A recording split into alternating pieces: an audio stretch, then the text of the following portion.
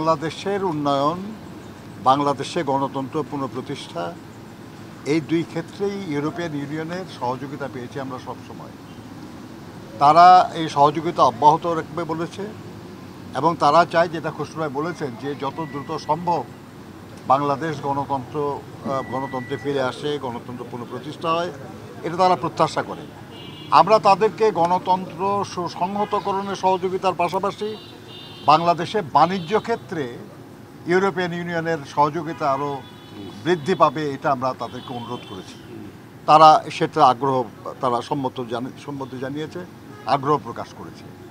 আমরা মনে করি যে আগামী দিনে ইনশাল্লাহ বাংলাদেশের জনগণ যে জন্য দীর্ঘ 16 বছর লড়াই করেছে, গুম হয়েছে, খুন হয়েছে, নানাভাবে নির্যাতিত হয়েছে, বিশেষ করে গত জুলাই আগস্টে যে সীমাহীন বা অত্যাচার সহ্য করেছে, এর মধ্য দিয়ে যে গণতন্ত্রের আকাঙ্ক্ষা, এই আকাঙ্ক্ষা খুব দ্রুত বাস্তবায়ন হবে।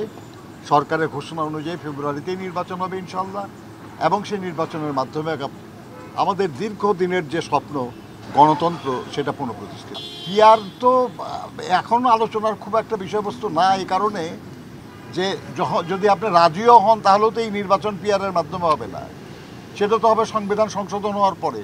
কাজে আমরা আলোচনা করেছি আজকে সেটা হলো আসন্ন নির্বাচন নিয়ে। এই নির্বাচনের পরে কী হবে বা সামনের নির্বাচন কী হবে, ওটা আলোচনা বিষয়। কারণ হচ্ছে বাংলাদেশ নির্বাচনের দিকে যাচ্ছে ফেব্রুয়ারির প্রথমার্ধে, এবং এটা আমরা বাংলাদেশ এই যে নির্বাচনের দিকে, দেশ গণতন্ত্রের দিকে, ট্রানজিশনের দিকে যে যাচ্ছে, এটা ওরা সন্তুষ্ট।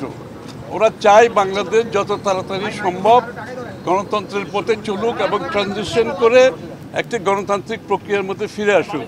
এইটার ব্যাপারে আমাদের বিভিন্ন আলোচনা হয়েছে, এবং এটার প্রেক্ষাপটে আগামী দিনে আমরা কী করতে যাচ্ছি, ওদের ভূমিকা কী হবে, এবং বিভিন্ন রাজনৈতিক দলের মধ্যে যে কথাবার্তাগুলো হচ্ছে সেগুলো আলোচনায় আসছে। এবং শেষ কথা হলো গিয়ে এটাই, শেষ কথা হচ্ছে বাংলাদেশের যত তাড়াতাড়ি সম্ভব একটা নির্বাচনের মাধ্যমে দেশে গণতন্ত্র ফিরে আসা দরকার। এটা তারা চায়। আমরা যারা গণতন্ত্রকামী মানুষ বিশ্বজুড়ে, বাংলাদেশের বাইরে ইউরোপিয়ান ইউনিয়ন সহ সবাই চাচ্ছে বাংলাদেশে যত তাড়াতাড়ি একটি গণতান্ত্রিক অর্ডার ফিরে আসুক, এবং এর জন্য ওরাও কাজ করতে চায়।